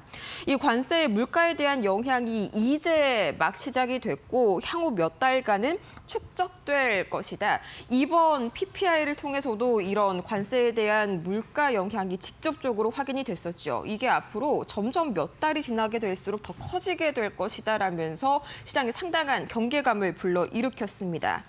자, 따라서 이 지난해 비컷 단행 시에는 굉장히 강력한 발언을 하게 되면서 그해 한 번에 이 9월에 기준금리를 0.5% 인하를 했습니다. 또 그 이후에 단 3번 만에 기준금리를 1%나 인하하는, 1%포인트나 인하하는 흐름이 나왔지만 이번 같은 경우에는 그게 연속적인 금리 인하로 이어질지 상당히 미지수라는 그런 시장 해석이 힘을 얻고 있다는 말이죠. 지금까지 왜 이렇게 금리 인하에 대한 기대감이 지난 주말 사이에 갑자기 급격하게 후퇴했는지 살펴봤습니다.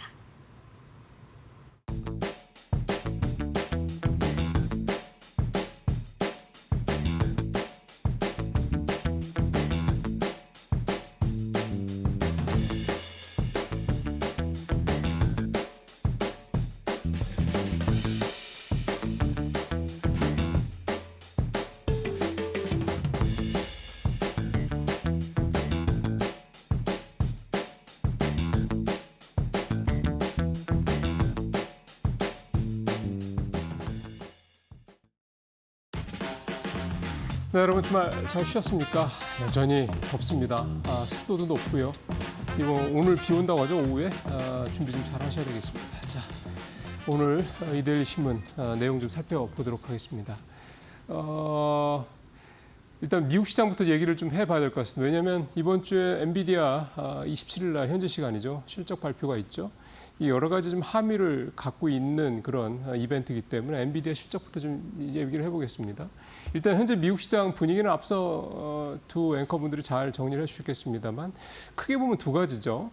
시장 전반을 좌우하는 이 상황이 일단은 파월 연준 의장의 잭슨 홀 미팅에서 9월에 금리 인하 가능성을 상당히 높게 시사했기 때문에 금리 인하와 관련된 불확실성은 상당 부분 좀 둔화됐다. 자, 그러면 이제 시장의 눈이 어디로 갈 거냐? 결국 이제 엔비디아의 실적으로 갈 수밖에 없는 상황입니다. 그럼 왜 엔비디아의 실적이 이렇게 전체 시장에서 중요한 몫을 차지하느냐? 지금 분위기가 다시 작년 8월 비슷한 분위기로 좀 가고 있기 때문입니다. 일단 첫 번째로 작년 8월과 비교해서 공통점은 고점 느낌, 그러니까 주가가 계속 달려가고 있다는 거에 대한 좀 고밸류 부담을 좀 느끼고 있는 시장이 상황이라는 거죠. 그 장이 올라도 오름폭이 이렇게 크지 않다라는 건데 일단 지난주 뭐 금요일이야, 우리 현지 시간으로 이제 금요일이야. 파월 의장의 연설 내용 때문에 뭐 급등을 한 건데 그 전의 상황을 보면 계속 좀 뭐 오르더라도 뭐 조금 뭐 강보합권 정도 올랐고요. 떨어지더라도 뭐 그렇게 많이 떨어지는 건 아니었습니다. 그리고 전체 세 지수가 모두 오르는 날은 드물었죠. 한 뭐 나스닥만 오르거나 뭐 다우만 오르거나 이런 식으로 좀 혼조세가 계속되는 상황들이었습니다. 그러니까 좀 뭔가 좀 부담스러운 것들이 이렇게 지수로도 나타나는 상황이었는데 이렇게 지금 지수가 부담을 느끼고 있는 건 그동안에 많이 올랐다는 거, 뭐 대표적으로 팔란티어 같은 경우는 퍼가 뭐 한 250배 뭐 이렇게 얘기되면서 6거래일에서 하락하기도 했고요. 물론 역시 지난주 금요일에는 반등을 하긴 했습니다만 그 다음에 좀 부정적인 얘기도 계속 나오고 있죠. 저도 한번 지난주 금요일에 전해드리겠습니다만 하워드 막스 오크트리 캐피털 회장, 그 다음에 레이 달리오 전 CEO도 파이낸셜 타임스하고의 이제 인터뷰에서 닷컴 버블 얘기를 또 하더군요. 그러니까 하워드 막스도 그렇고 레이 달리오도 그렇고 이 두 분이 어쨌든 이 미국 투자하는 분들에 있어서는 굉장히 이분들의 어떤 말 한마디 한마디를 좀 귀 기울이는 그런 소위 말하는 투자의 그런 그루들, 굉장히 대단한 투자가들인데 이분들이 좀 고점이다 이런 얘기를 했고 하워드 막스 같은 경우는 지금 S&P 500의 이 퍼가 22배 정도, 그러니까 역대 고점 수준이라는 거죠. 보통 18배, 20배 요 정도 사이가 돼야 적절한데 평균치인데 그보다 좀 두세 배 이상 높다라는 거. 그러니까 좀 고점이 왔다는 얘기 좀 계속 나오고 있습니다. 물론 댄 아이브스 같은 이런 애널리스트 같은 경우는 여전히 팔란티어 지금 사야 될 타임이다 뭐 이렇게 늘 얘기를 하고 있는 부분이고 이분은 원래 늘 강세론자죠. 근데 결국 중요한 거는 이제 엔비디아 실적인데 일단 실적은 머닝 서프라이즈 계속되고 있다라고 보여집니다. 뭐 주당 순이익 48%, 매출 53% 증가할 것으로 예상이 되는데 일단 매출 증가율이 지난 분기가 69% 있으니까 그거보다는 이번에는 53% 증가하는 거니까 좀 둔화되긴 합니다. 근데 엔비디아 실적이 전분기 대비 둔화되는 그거는 사실은 계속 되고 있는 거기 때문에 이제 시장은 그거에 대해서는 크게 예민하게 반응하지는 않는 것 같고요. 결국 향후 가이던스죠. 특히 엔비디아 실적 중에서 이 데이터 센터 향 이쪽 매출이 과연 성장성이 어떻게 나타날 것인지 이 부분을 주목을 할 것으로 보이고요. 항상 이렇게 거품 얘기가 나올 때마다 참 이게 어떻게 판단해야 될지 상당히 힘듭니다. 대부분의 투자 그루들 이런 분들은 보통 이제 고점 얘기를 하고 그러니까 버블이라는 얘기를 하고 또 현장에서는 아직 아니다. 지금은 저가 매수할 기회다 이렇게 얘기를 합니다. 이거에 대해서 누구 말이 맞냐는 건 사실은 한참 지나고 난 뒤에 판단할 수 있는 거기 때문에 헷갈릴 수밖에 없는 거고요. 본인의 판단이 가장 중요한 건데 지금 갖고 있는 주식에 대해서 부담스럽다 또는 새로 사는 거에 대해서 부담스럽다고 느끼는 분들은 지금 사는 게 분명히 아닌 거죠. 다만 내가 봤을 때 내가 판단하는 여러 가지 기준으로 그러니까 남의 얘기가 아니라 내가 기준으로 봤을 때 지금도 적절하다, 지금도 들어갈 만하다고 생각한다면 들어가는 게 맞습니다. 대신 그렇게 생각하는 분들은 몇 달 들어갔다 빠지려고 생각하는 분들이 아니라 대부분 뭐 적어도 2, 3년, 1, 2년 이렇게 투자를 하시는 분들 얘기가 되는 거죠. 엔비디아만으로도 오늘 초에 4월이었나요? 그때 한참 그 여러 가지로 상황이 안 좋을 때 관세 이런 리스크 때문에 $80대까지 떨어졌었죠. 그게 지금 근 2배 이상 올랐으니까 그런 걸 감안한다면 그 당시에 엔비디아 사겠다는 얘기를 누가 했겠습니까? 근데 그때 엔비디아 주가가 싸다고 생각했다는 사람들은 들어갔겠죠. 그런 분들은 뭐 적어도 2배 전후에 그런 수익을 지금까지 갖고 있다면 올렸을 거고요. 이거는 참 그 개인의 판단이 적극적으로 작용할 수 밖에 없는 문제이기 때문에 일단 현재 상황이 이렇다라는 걸 좀 전해드리고요. 면밀하게 좀 상황들 좀 보셔야 될 것 같습니다. 자, 이번에 우리 이번 주에 이슈 중에서 이제 좀 이따가 증시 전망할 때 말씀을 드리긴 하겠습니다만 일단 중요한 이번 주 이벤트가 이제 금통이죠. 10명 중 8명이 8월에 동경할 것이다는 전망을 했습니다. 이게 이데일리가 이코노미스트들, 그다음에 이 채권 전향 전문가들 상대로 설문조사를 한 건데요. 일단 8월에 동결을 전망하는 거는 보통 이제 우리가 금리 인하를 한다는 거는 경기 부양에 대한, 그러니까 이 통화 정책을 경기 부양용으로 쓸 때 이제 보통 얘기를 합니다. 이창용 총재도 올 초에, 작년 말 올 초에 이제 이 한참 이 계엄 전국일 때 이대로 놔뒀다가는 우리나라 이 거시 경제 절단 난다. 그래서 무조건 그 추경을 해야 된다 이런 얘기를 했었던 것도 결국은 같은 얘기고요. 그러면서 이제 금통위도 한국은행도 올 들어서 좀 금리 인하를 지금 계속을 하고 있습니다. 그러면 이제 8월에도 또 할 거냐? 8월에는 아닐 거다라는 얘기들을 이제 대부분의 금통위원들을 좀 하고 있는 거고요. 표 한번 보실까요? 표를 보시면 10명 얘기가 좀 나오고 있는데 뭐 공동락 부장부터 해서 쭉 나오고 있습니다. 차기 인하 시점 네 번째죠. 오른쪽으로 네 번째로 가서 보시면 차기 인하 시점은 10월이 대부분이죠.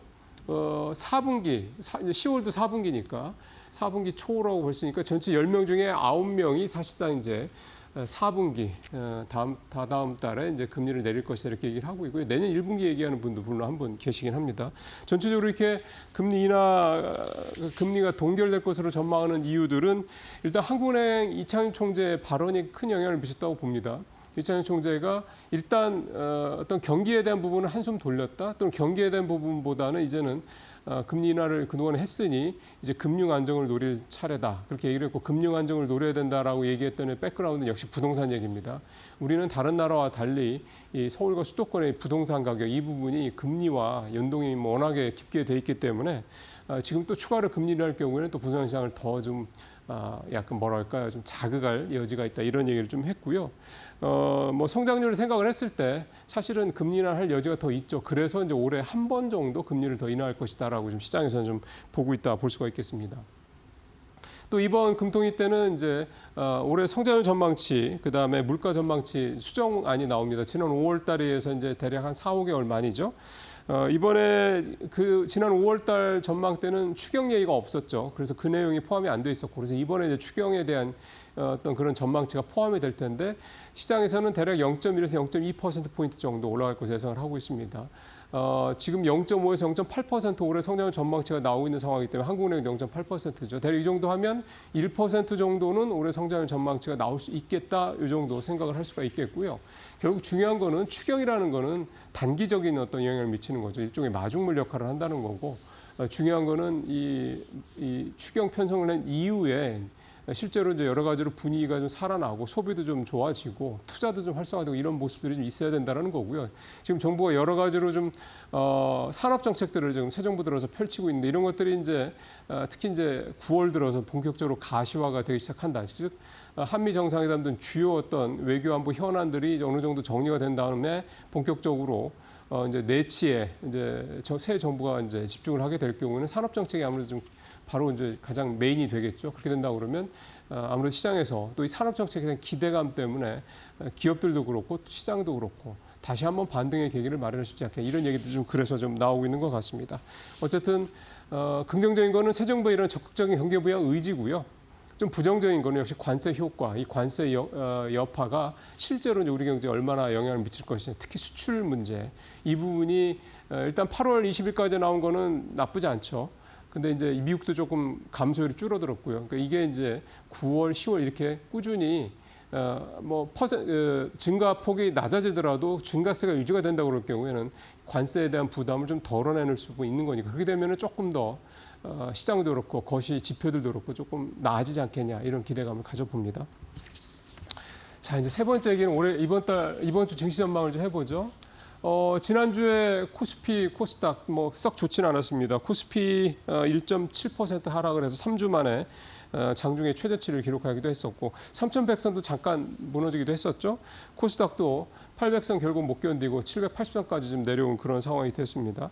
아시는 것처럼 이제 파월 연설의장 나오기 전까지 분위기가 사실 우리 시장이 상승을 할 만한 뚜렷한 그런 게 별로 없었던 상황이었고요.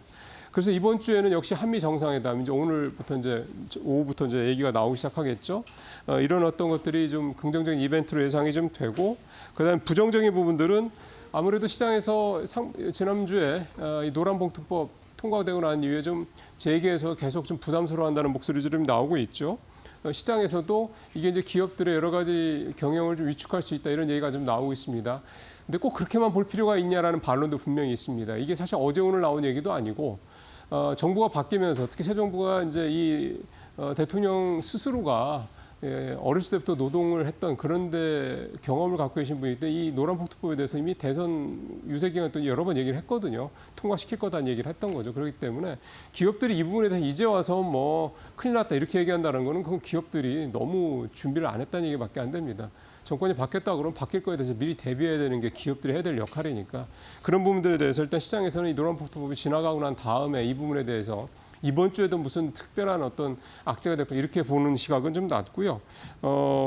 상법개, 그러니까 집중투표제의 의무화 이 부분도 이번에 좀 통과가 되고 그러면 전체적으로 시장 개선에 대한 부분들도 꾸준히 이어지고 있다.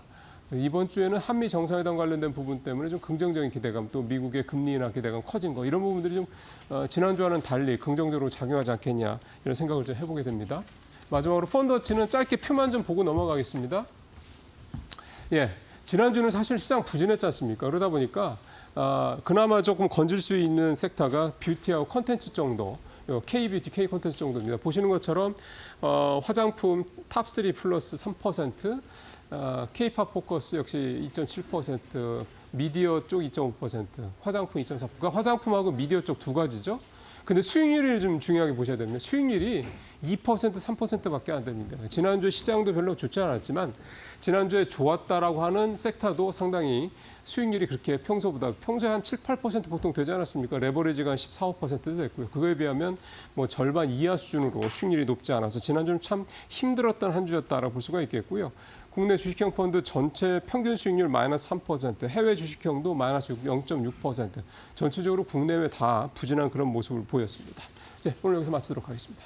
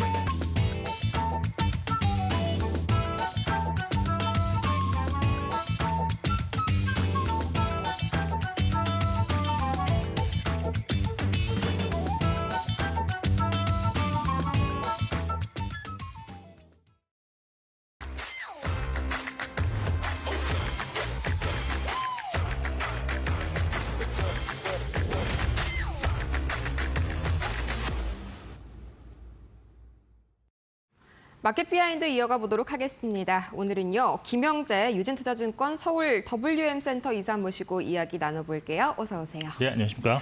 네, 정말 경제방송 앵커로서 주말이 정말 좀 저는 어려웠습니다. 네. 되게 네. 많은 이슈들이 나왔었는데 우선 뭐 우리 시장 먼저 한번 정리를 해보도록 할게요. 뭐 지난주에 원전이랑 조선 쪽에서 좀 악재가 크게 나왔고요. 또 그게 봉합되기도 전에 미국 쪽에서 AI 거품론이 좀 크게 터졌습니다. 이것 때문에 상당히 좀 우리 시장 크게 쉬어가는 모습들이 나왔는데 금요일에 그나마 좀 약간 이 한미 정상회담 쪽 관련주들이 시장을 좀 이끌어주는 흐름이 나왔네요. 이게 뭐 투심이 회복되는 신호다 이렇게 볼 수 있을까요?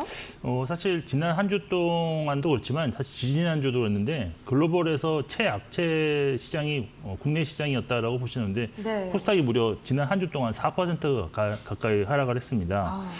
사실 뭐 중국 상해 지수는 이따가도 말씀드리겠지만 10년 내 최고치를 기록하면서 무려 3.5% 한 주간 상승했다는 것에 비하면 상당히 격세지감이 있다라고 볼 수가 있는데 주요 지표도 사실 뭐 환율과 미국 10년 국채 금리가 주간 단위로는 하락을 했지만 또 국제 유가는 상승하는 혼조세를 보이면서 이런 것이 일관성이 없는 것이 상당히 좀 오랜 기간 지속되고 있다라고 보시면 될 것 같습니다. 주요 이슈가 이제 미국과 우크라이나 그리고 주요 EU의 주요 인사들이 모여서 회담 열었지만 아직도 불확실성은 지속되는 모습이 나타났고요. 국내적으로 양도세를 내야 하는 대주주 요건이 지난주 초반에는 뭐 나올 줄 알았는데 그게 안 나오면서 불확실성이 좀 지속된 상황에 말씀하신 것처럼 원전 수출과 관련한 노이즈가 네. 나타나면서 원전주가 폭락했지만 다행히도 다시 상승하는 뭐 반등했다라고 보시면 될 것 같습니다. 수급적으로 외국인이 뭐 한 주간 코스피 거의 1조 가까이 매도했고요. 코스닥도 465 순매도로 하면서 한 주 만에 다시 이제 순매도로 전환했다라고 보시는데 그다음에도 코스피에서 순매수한 업종은 철강, 금속, 운수 장비, 전기가스, 운수 창고, 증권 업종이 있었는데 운수 장비에 속한 자동차, 조선 모두 공이 순매수했다는 특징이 있었습니다. 일단 외국인 순매수 상위 종목 양시장 통틀어서 940억 순매수한 삼성중공업이 1위, 그다음에 현대차 2위, 호성중공업이 3위를 기록했고 반대로 순매도 상위 종목에는 7,500억 매도한 SK하이닉스 그리고 1,700억 순매도한 두산 LBT 그 이후로 삼망식품이 3위를 기록했는데 전반적으로 순매도 금액이 훨씬 크고 순매수 금액은 크게 축소되었다는 것이 특징이다라고 볼 수 있습니다. 전반적으로 지난 한 주 외국인 흐름 살펴보면 주 초반 대량 매도 이후에 조금씩 다시 매수하는 흐름으로 마감해서 큰 흐름은 매도일 수 있지만 그래도 향후 지수에 반등하는 모습이 좀 일부는 나타났다라고 정리해 드릴 수 있겠습니다. 네, 말씀을 해주신 대로 그나마 좀 다행이다 싶은 점은 좀 주 초반에 매도가 강하게 나왔다가 점점 주 후반으로 갈수록 좀 다시 한번 매수세로 전환이 되는 그런 흐름들이 나왔는데 그래도 우리 증시 다른 뭐 니케이나 또는 말씀해주신 상해 지수에 비해서는 너무너무 아쉽습니다. 제가 또 깜짝 놀랐던 게 상해 지수가 뭐 지난주에 10년 내 최고치를 기록을 했는데 네. 이게 뭐 드디어 중국 경제가 바닥을 좀 통과했다 이런 인식이 뭐 강해졌기 때문일까요? 사실 그런 것도 좀 있는 것 같긴 한데 네. 정부의 어떤 일관적인 정책이 좀 힘을 발휘했다라고 보셨으면 좋겠습니다. 상해 지수가 역사적 최고점은 2007년 기록한 6,200포인트 정도 되는데요. 그 이후 2015년 3,744포인트 기록할 때까지 좀 침체였습니다. 근데 그 이후에 다시 또 부진에 들어갔다가 지난주 월요일에 그 기록을 깼고 결국 지난주 3,825포인트로 마감해서 10년의 최고치를 갱신했다라고 보시면 될 것 같습니다. 근데 사실 중국 경제 지표가 아직 확실하게 개선되지 않고 있는 상황에서 지수만 이렇게 상승하는 것이 좀 의아한다라고 볼 수 있는데 네, 네. 전문가들은 경제 펀더멘탈이 바닥을 통과하고 있다는 확신을 시장이 좋기 때문이 아닌가라고 해석하는 분위기입니다. 실제 중국 지표 살펴보시면 개선될 수도 있다라고 볼 수 있는 관점도 있지만 아직은 아니다라는 관점으로도 해석할 수 있는 여러 가지 지표들이 있는데 일단 침체라고 볼 수 있는 지표가 이제 17%에 달하는 청년 실업률 그리고 26개월째 하락하고 있는 생산자 물가지수 그리고 부동산 투자도 감소되고 있고 1%대 고정 투자 증가율도 상당히 좀 나쁜 요인이라고 할 수 있습니다. 반면 경기 반등을 볼 수 있는 게 이제 2분기 경제 성장률이 5.2%로 나왔는데 시장 예상치보다도 훨씬 좋은 것이었고 또 6개 분기 연속 전분기 대비 1% 정도 이상 상승했다는 그런 점이 있었습니다.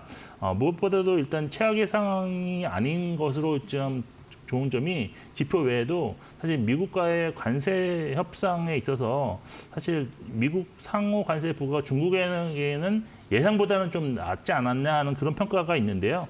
4월만 해도 미국이 상호 이제 관세를 발표할 때만 해도 중국이 고율 관세 표적이라고 볼 수가 있었겠는데 그 이후 두 차례나 좀 유예됐다는 점과 또 반대로 미국의 주요 교육 대상국들이 오히려 예상보다 높은 관세율을 맞으면서 어떤 상대적으로 좀 투자 심리가 조금 좋아지는 그런 면도 있었다라고 볼 수 있습니다. 그리고 또 수출을 좀 보셔야 되는데 중국이 내수는 상당히 부진한데 수출은 또 양호합니다. 뭐 7월까지 누적으로 전년 대비 한 6.1% 증가로 수출 실적이 좋다라는 점도 상당히 긍정적으로 작용했다라고 보이는데 아무래도 수출이 좋으니까 실적 예상 추정치가 상향되면서 밸류에이션 순위도 조금 낮아지는 상당히 좀 좋은 면으로 증시에 좀 작용하고 작용하고 있다라고 보시면 될 것 같습니다. 그리고 이제 정부 정책으로 인한 유동성이 발생되면서 그것이 증시로 유입된다고 있다는 점도 상당히 긍정적인데 특히 8월부터 그동안 채권 투자에서 면제되었던 이자 소득들을 다시 부과함에 따라서 채권 투자 자금이 증시로 유턴되는 그런 모습도 지금 나오고 있는 상황입니다. 그리고 마지막으로 이제 10월에 사중 전회를 앞두고 중국 인민은행이 뭐 좀 추가적인 부양책이 나올 수 있다라는 기대감도 작용 중인데 결국 중국 정부가 중국 증시 활성화를 목적으로 지난해 9월부터 좀 일관적인 정책을 지속할 가능성이 높다는 점을 투자자들이 높게 산 게 아닌가라고 보고 있습니다. 다만 지수가 여기서 좀 더 높게 올라가기 위해서는 경기 관련한 불확실성이 실제 지표로 해소되는 모습이 좀 나와야 될 것으로 보이는데 결국 기대감만으로 올라가기에는 한계가 있지 않을까라고 저는 개인적으로 생각하고 있습니다.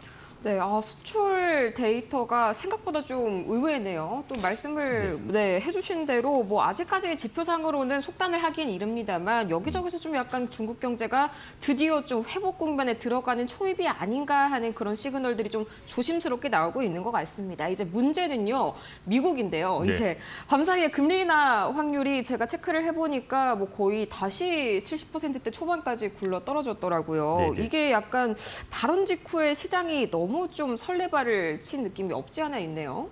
네, 맞습니다. 사실 지금 이제 새롭게 지금 잭슨홀 파월 의장 발언 이후에 시장을 보셨던 분들이 지금 시장에서는 왜 갑자기 또 확률이 이렇게 낮아졌을까? 네네네. 왜 안전자산 선호가 좀 줄어들었을까? 뭐 이런 것을 좀 볼 수가 있겠는데요. 아무래도 파월 의장의 기조연설 발언이 상당히 비둘기적이었다는 거는 사실인데, 네. 근데 지금 생각해 보면 과연 그렇게 될 수 있을까라는 의문점이 다시 또 연준 의원들의 어떤 발언에서 좀 더 나타나지 않았을까 하는 그런 생각도 있을 것 같습니다. 일단 파월 의장이 이제 고용 시장에 대한 문제점을 좀 더 지적을 많이 했고. 인플레이션에는 단기적으로 끝일 가능성이 좀 더 높아진 게 아닌가라는 그런 발언을 했는데요.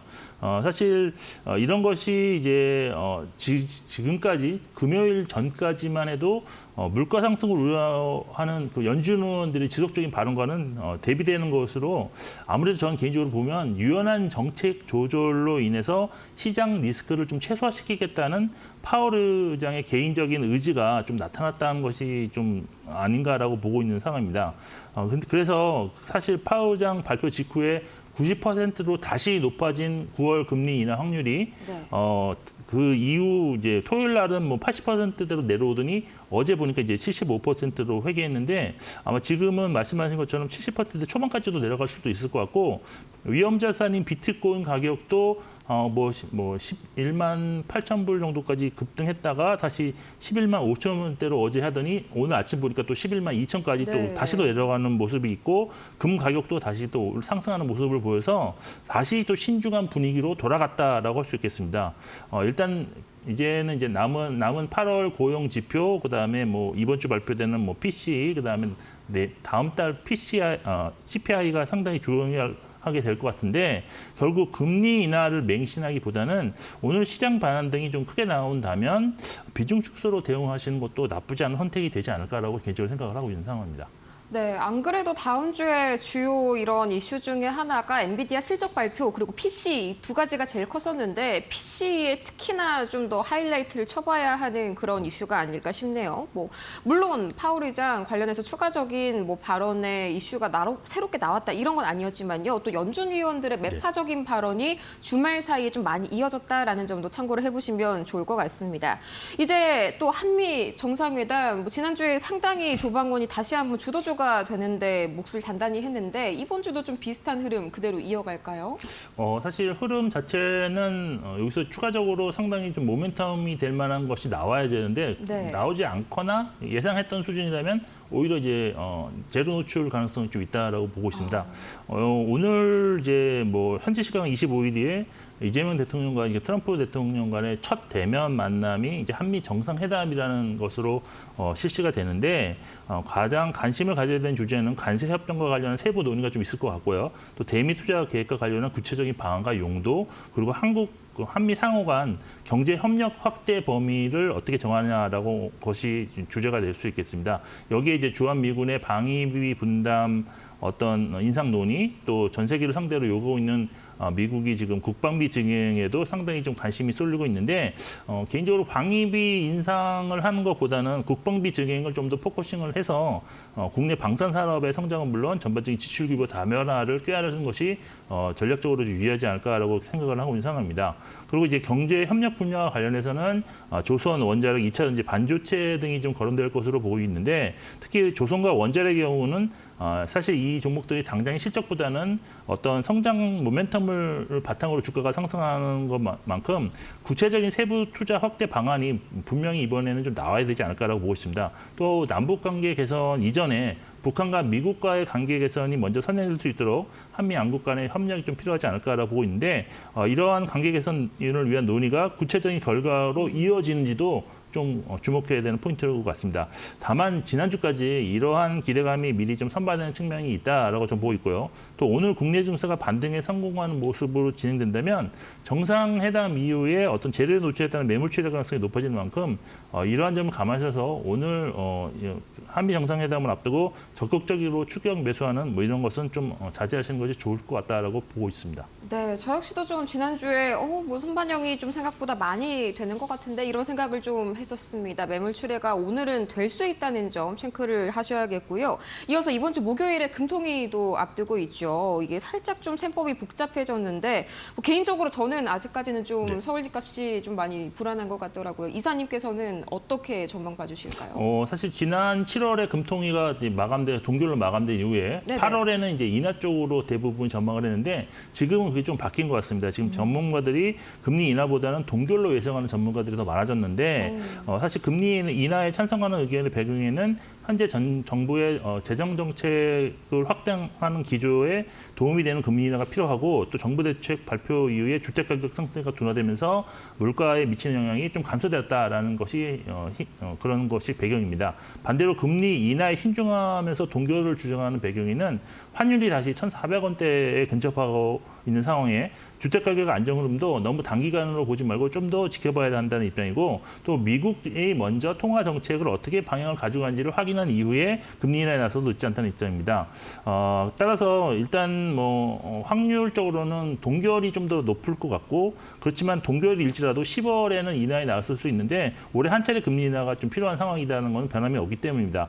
그런데 만약에 예상외로 동결이 아닌 금리 인하가 나온다면 금리 인하 수혜전인 2차 전지, 바이오테크 같은 종목들이 변동성이 좀 위로 좀 나타날 수도 있다는 점도 참고하시면 좋을 것 같습니다.